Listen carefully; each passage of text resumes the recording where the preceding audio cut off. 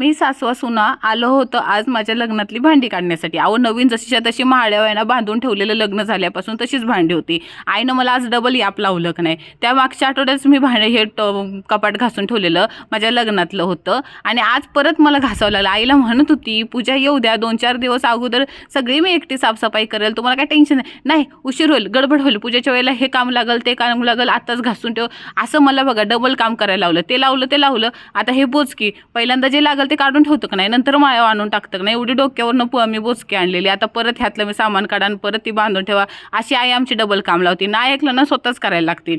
माझ्या लग्नातलं सगळ्या 6-6चा सेट होता.